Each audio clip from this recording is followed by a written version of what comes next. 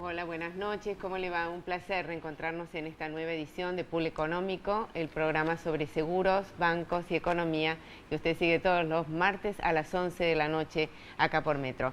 ¿Qué tal, Raúl? Buenas noches. Buenas noches. Bueno, te saludo así, ¿viste? Que de estamos costado. De sí. costado. Estamos todos divertidos con los cambios de escenografía.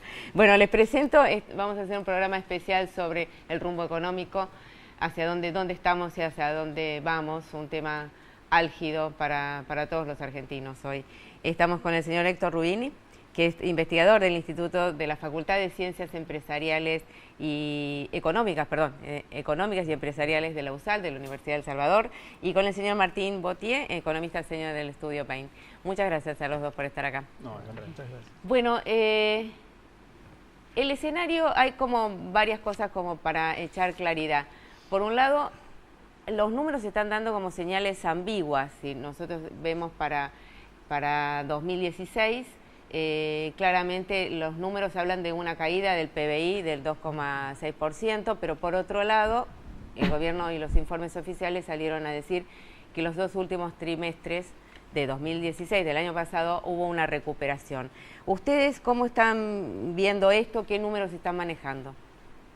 Bueno, cuando uno, analiza, mira, por trimestre los datos Sí. del INDEC, uno efectivamente observa que en el tercer trimestre, la economía hizo piso, creció respecto al segundo, en el cuarto trimestre volvió a crecer, ya un poco más robusto, un 0,5%. Ahora, cuando uno mira la composición de ese crecimiento, ve que el grueso del crecimiento básicamente está explicado por las exportaciones, que es lo único que crece respecto a los trimestres previos. Claro. Cuando uno mira el consumo privado, que es la principal variable del PIB, es del 73%, del Producto Bruto Interno.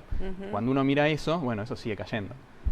Ahora, cuando uno agarra el primer trimestre de este año, que es, me parece, donde uno arma proyecciones, bueno, básicamente ve que las exportaciones siguen creciendo, hay un impacto muy fuerte de la cosecha de trigo. La inversión, todavía no se sabe si repunta o no, pero cuando uno mira la obra pública, eso viene creciendo en los últimos meses. Ahora, la gran pregunta, el consumo privado, que es lo que efectivamente mueve la economía y lo que hace que se note o no se note en la calle, bueno, los números, que se están viendo en los últimos meses, la verdad que son bastante, siguen reflejando una caída bastante importante. El informe de la USAL, justamente, Héctor, habla de esa caída, ¿verdad? Sí, nosotros hemos visto también como una especie de desaceleración de la caída en el segundo semestre con los datos publicados ahora por el INDEC, pero sí es cierto que esa recuperación en estos dos últimos trimestres de 2016 es tomando los datos obviamente sin estacionalidad. Los datos brutos, no permiten ver una reactivación ya. Y un poco también de acuerdo con lo que dice acá el colega, es decir, la demanda viene impulsada por el consumo y por en parte exportaciones.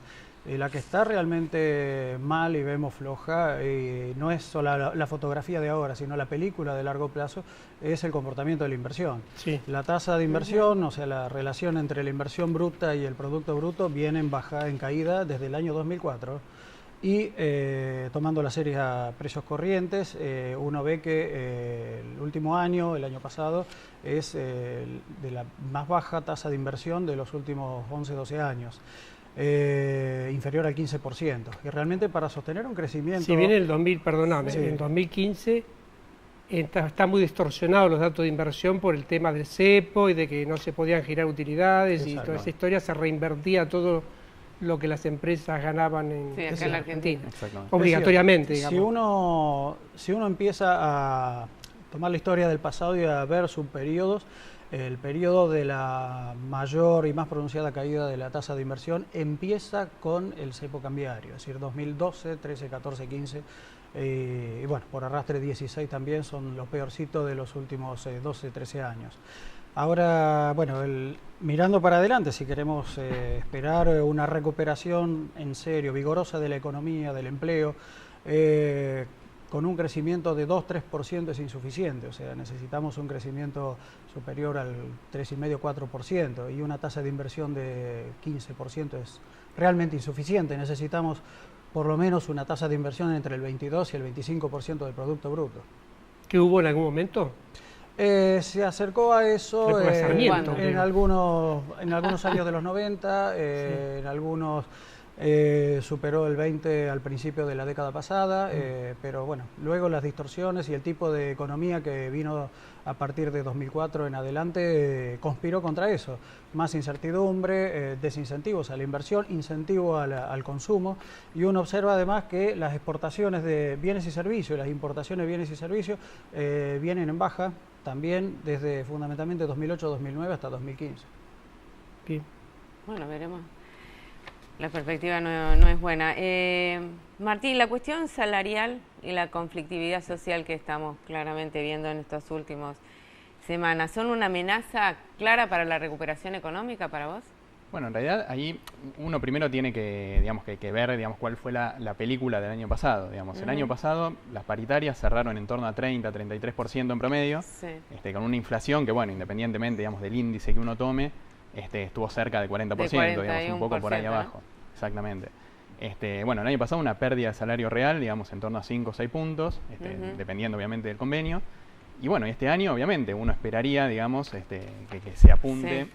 Desde el punto de vista de los sindicatos, sí. A recuperar una parte de eso que se perdió, Ahora bien, el Banco Central, al fijar su meta de 17% para este año de inflación, básicamente lo que intenta hacer es vía, la política monetaria, o sea, solo utilizando la política monetaria, sí. Intenta que los sindicatos, de alguna manera, y también los empresarios, fijen precios y salarios mirando la meta y no la inflación pasada. Claro. Ahora bien, los sindicatos probablemente... Que el 41 se transforme en un 17 y se fijen... Exactamente, y probablemente, haya muchos... Es un tema, acá totalmente. Héctor hace un gesto. Y, uno puede entender que se fijen en función de la inflación futura, pero bueno, probablemente haya muchos que quieran recuperar, lo que se perdió el año pasado, con lo cual me parece que un poquito la conflictividad que estamos viendo en estos momentos tiene que ver con eso. Ahora, ¿se puede recuperar el consumo?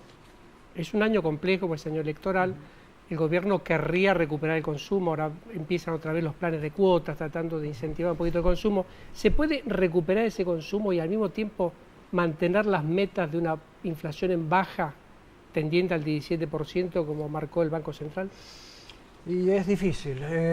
Conciliar esos dos objetivos es complicado porque la verdad, para recuperar en serio el consumo, lo que necesitaríamos no solo es un aumento de salarios, sino también una política de crédito y monetaria más expansiva de la que está prevista en las metas del Banco Central. Y quizá un desvío serio de las metas fiscales del ministro de Hacienda. Así que va a ser un poco arduo, confiar solamente en el consumo y no motorizar la inversión. Quizás lo conveniente sea empujar por las dos vías y aumentar quizás todavía más la inversión pública.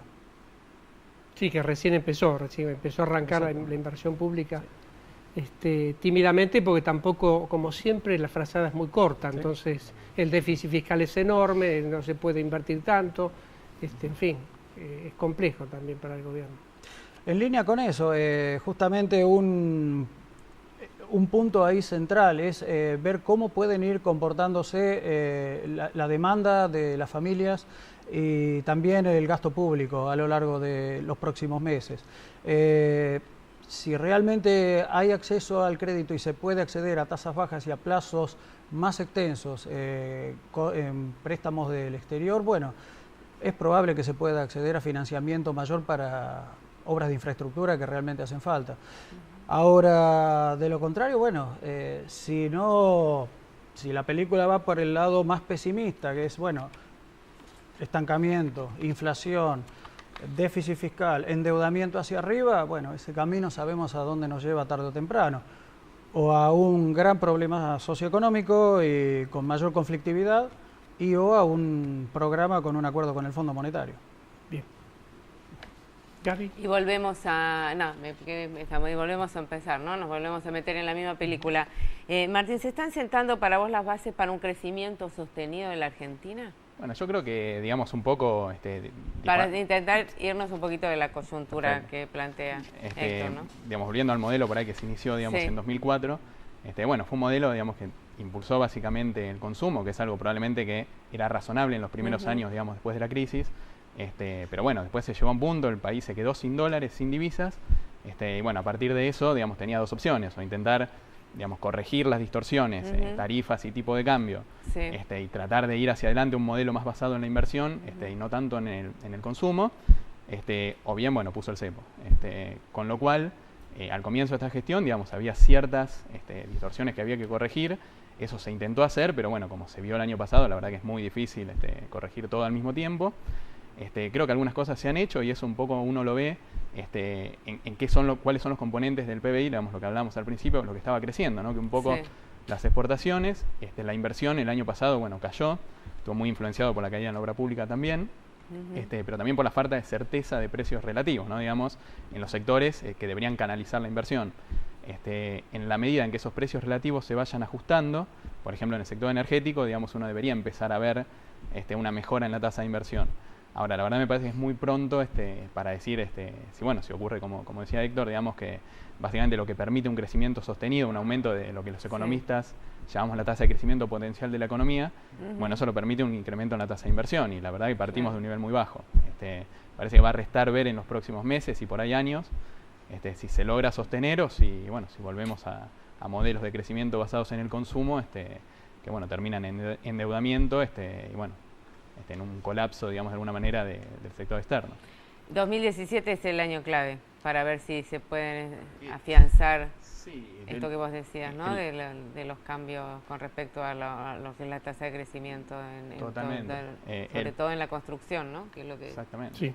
El problema que tiene Argentina, no sé si llamarlo un problema, ¿no? Digamos, pero es una característica, que Argentina tiene un ciclo político de 2 años. O sea, en un año, digamos, no tiene elecciones y después ya el otro año ya está pensando digamos, en las elecciones, con lo cual es muy difícil pensar en políticas de largo plazo cuando en realidad uno tiene un año para... Sí, tal cual era un año para seguir trabajando. Totalmente. Nos vamos a un corte y seguimos charlando, no se vayan, ya volvemos.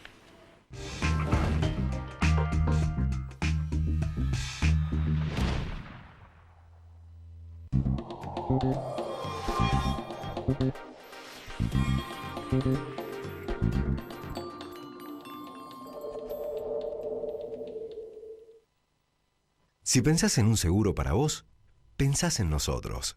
San Cristóbal Seguros, tu compañía.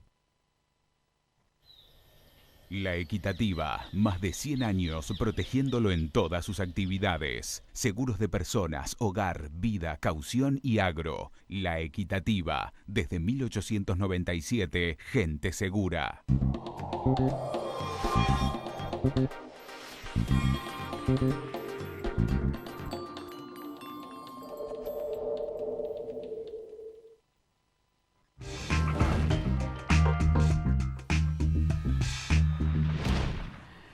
Continuamos en Pool Económico, estamos conversando con Héctor Rubini y con Martín Botier, así se pronuncia tu apellido, ¿no? Así se pronuncia. Botier. Botier del estudio Bain. Estamos charlando sobre economía y estábamos hablando, bueno, de las perspectivas para este 2017. Martín, hubo quejas por la apertura de la economía y la llegada de importaciones. Claramente eso fue un reclamo importante que hizo sentir la industria. ¿Hay una apertura real de la economía? ¿Vos estabas...? Bueno, ¿O es el tema? ¿O es el punto, digamos? Ahí me parece que la discusión pasa como siempre en la Argentina, ¿no? Que nos vamos de un extremo a otro. Cuando uno escucha al gobierno, el gobierno dice las importaciones cayeron el año pasado. Cuando uno las mira medidas en dólares, efectivamente cayeron. Ahora, cayeron porque cayó el precio del petróleo, digamos que explica las importaciones de combustibles de la Argentina. Ahora, cuando uno mira, digamos, si efectivamente las importaciones de bienes de consumo, que son por ahí las que uno diría de bienes de consumo de productos terminados, que son las que efectivamente compiten contra la producción local, bueno, efectivamente se observa un aumento, pero desde una base muy baja, digamos. Los bienes de consumo representan aproximadamente el 10-11% de las importaciones totales, y no representan un monto importante, digamos, de lo que es el consumo local. Argentina es una de las economías más cerradas, digamos, de Latinoamérica. E incluso del mundo. Y eso sigue siendo, decís vos. Eso sigue siendo, Pero ahora, cuando uno mira, digamos, a nivel que escucha las quejas de algunos sectores, cuando uno lo mira a nivel microeconómico, efectivamente hubo muchos sectores donde las importaciones crecieron muy fuerte, en contextos donde el mercado cayó. Por ejemplo, en la industria textil, en el calzado, producción de juguetes, por ejemplo, las importaciones en el sector de juguetes subieron 40% en un mercado donde el consumo cayó 6%. Con lo cual, los fabricantes locales están enfrentando, por un lado, la caída del mercado, la reducción del mercado y, por el otro lado, mayor competencia del exterior. Ahora, Héctor, ¿qué hay que hacer en ese caso? Seguimos con la economía cerrada otros 50 años y tenemos un modelo, porque es un modelo que tuvo Argentina de economía cerrada, es un modelo. O se hace una apertura económica y comienza algún tipo de reconversión industrial para que ciertos sectores sean más competitivos y puedan, porque vos abrís así, los juguetes chinos te llenan hasta todos los changuitos. Entonces es muy difícil para la industria local, por ejemplo, producir como para competir con ese tipo de productos importados. Forzosamente vamos al rumbo que decís vos, es decir, una economía, cualquier economía del mundo hoy tiene que estar integrada y tiene que buscar mercados en el exterior. Y naturalmente la transición hacia un régimen de economía más abierta exige costos y beneficios y obviamente va a haber sectores que van a perder. El problema que se presenta aquí es, bueno, ¿qué hacer con esas empresas? ¿Qué instrumentos darle para manejar la transición manteniéndose la misma línea de producción o si no, decir, bueno, en vez de producir juguete voy a producir otra cosa? ¿Y qué hacer con la mano de obra?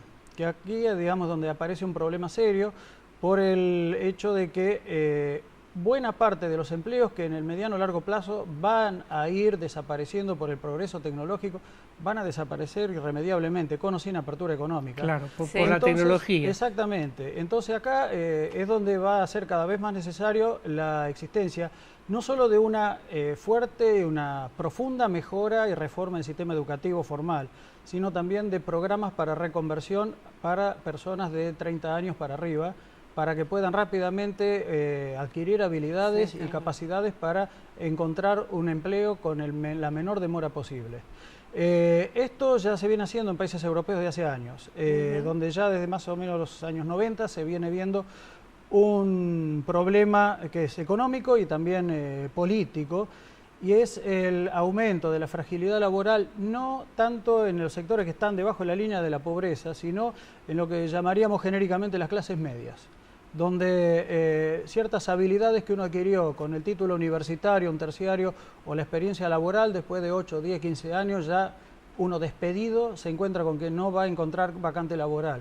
Entonces ahí es donde creo que va a haber que focalizar políticas de Estado por parte de cualquier partido político. En Europa la reconversión industrial tuvo un costo muy alto en materia de empleo.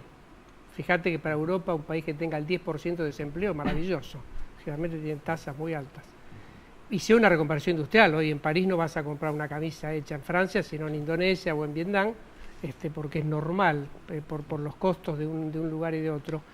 El tema es que esa transición en Argentina me parece que va a generar una enorme conflictividad de todo tipo, o sea, que aquí no se puedan fabricar juguetes o calzado porque no es competitivo, va a generar un enorme problema a nivel social y político. Es probable y bueno, eso es lo que va a forzar a buscar otro tipo de productos para competir en el exterior. Si no, retrocedemos al modelo 2002-2015, en el que en definitiva vivimos con los dólares generados por la soja y los recursos naturales. Una economía como la Argentina, con los dólares de la soja y los recursos naturales, y con cualquier reforma tributaria que hagamos, no va a alcanzar para dar de comer a 42 millones o más de personas. No va a alcanzar. Nos vamos a un corte, Héctor Martín, ya volvemos, no se vayan.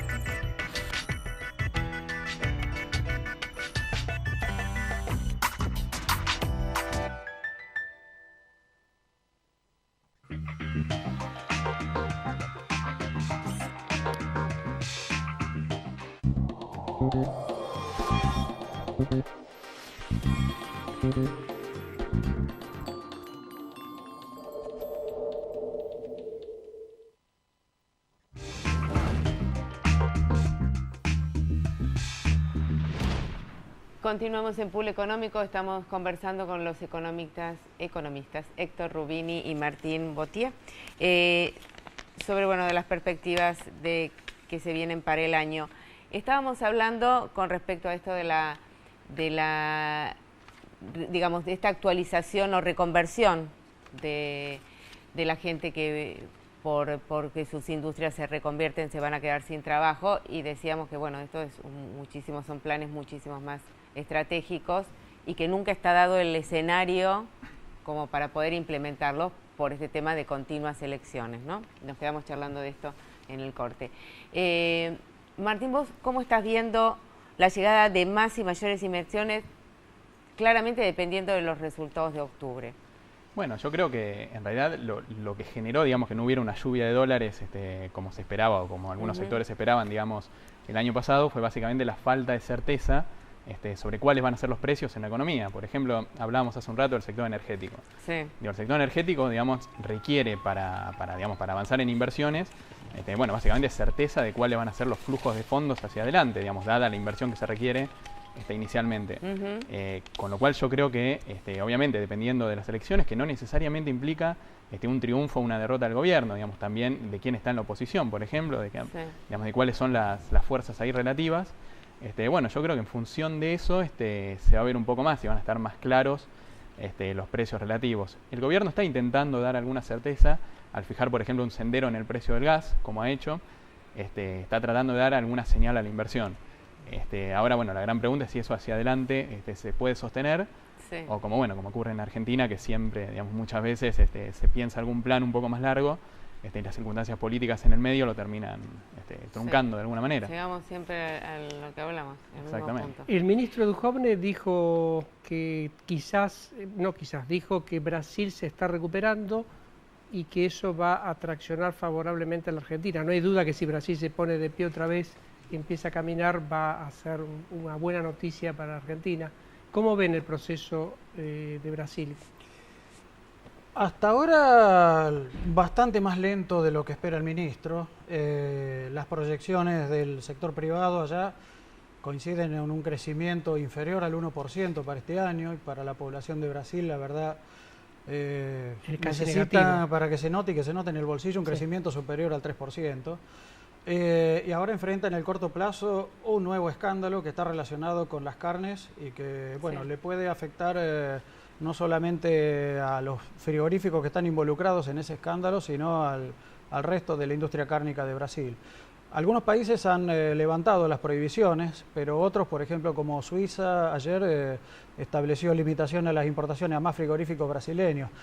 Así que esperemos que esto no afecte las negociaciones entre Mercosur y la Unión Europea, porque ya han aparecido franceses y algunas cámaras de productores y de cooperativas agrícolas. O que la afecten, porque no sabemos si nos conviene tanto, Exacto. No todos están convencidos que sea bueno un tratado con la Unión Europea. Por un lado eso, y por el otro lado el tema de que se ponga en duda también la calidad sanitaria de las carnes que salen hacia el exterior de los demás socios de Mercosur. Claro.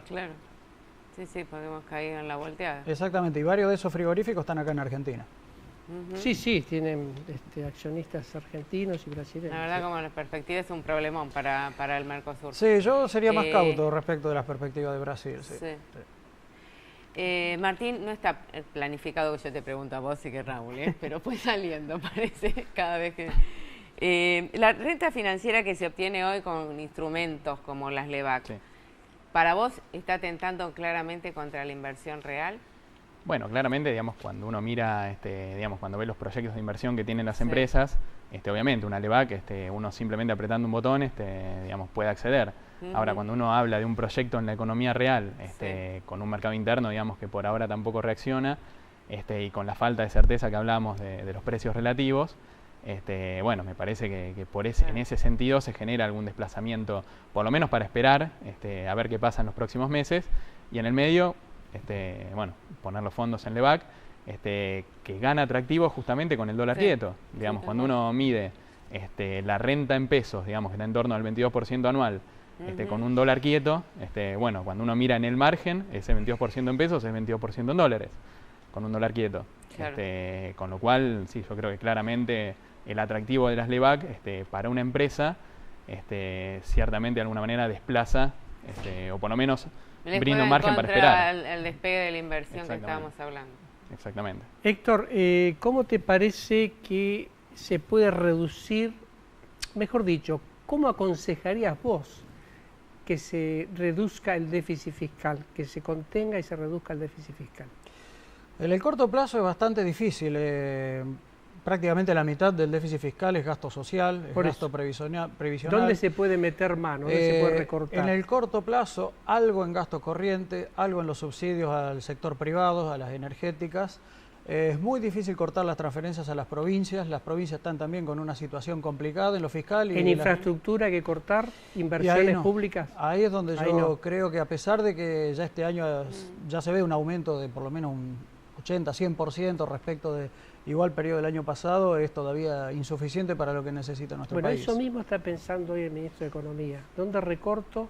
Y todo el mundo le dice más o menos lo que le decís vos. O sea, que no tiene dónde recortar. Bueno, pero... Porque ese algo en gasto corriente, algo muy poquitito, claro, no alcanza para nada. Habría que empezar, porque digamos uno mira los datos publicados ayer, los datos de enero-febrero comparados con los del año pasado, muestra que el gasto público, el gasto corriente, remuneraciones, transferencias, sigue creciendo y creciendo más que los ingresos tributarios. Entonces, bueno, una cosa es anunciar o mostrarse a favor de ajustes fiscales cuando uno está en el llano, pero después cuando uno llega al ministerio, es complicado. Bueno, la realidad es otra. De todo lo que charlamos, ¿qué les preocupa más? Inflación, desempleo, la conflictividad social, la falta de inversiones, todo lo que hablamos, ¿no? Inseguridad, porque también es uno de los temas que plantean los empresarios. Para decir 3 puntos solamente, ¿cuáles son tus 3 elegidos? El déficit fiscal, la inflación y el atraso del tipo de cambio real. Bien. Y obviamente inseguridad. ¿Cuánto tendría que estar ahora? Con esta inflación es complicado. Están llegando dólares por la cuenta de capitales vía el endeudamiento público y están llegando dólares por el blanqueo. La presión en el mercado es a la baja del dólar por lo menos hasta agosto, septiembre. Después, ¿pero cuánto tendría que estar hoy? Y para muchos tendría que estar en torno de 20. Eso dijo Cristina. Y algunos industriales han dicho 23 y algunos economistas han dicho 23, 25. Pero las fuerzas del mercado son las que mandan y están apuntando y forzándote a un dólar que debería estar perforando el piso de 15. Bueno, pero también es lo mismo de siempre. Lo mismo de siempre. Si se hace una devaluación, se genera mayor inflación, etcétera. Sí. O sea, bueno, las 3 preguntas de Martín Botier. Bueno, yo también, digamos, las 3 preocupaciones, las 3 preguntas, perdón. Coincido también, digamos, básicamente tenemos una meta de inflación, digamos, que es muy baja, a mi juicio, digamos, en relación a... que yo creo que esa es la preocupación principal que tengo, es una meta muy baja y lo que está haciendo el Banco Central justamente para intentar cumplir esa meta. Y en el medio, bueno, puede terminar, como decía Héctor, digamos, ahogando la recuperación. Eso obviamente va a tener un impacto probablemente en las elecciones, digamos, en el resultado, en la conflictividad. Y bueno, ver hacia adelante, digamos, en un contexto de atraso cambiario y sin señales a la inversión, a ver qué pasa. ¿Cómo sigue? Bueno, nos vamos, acá ya por poco me echan a mí. Héctor Rubini y Martín Botier, un placer que hayan estado en el programa. Gracias, nos vamos, Raúl, lo esperamos el próximo martes, 11 de la noche acá por Metro. Gracias por estar ahí. Chau.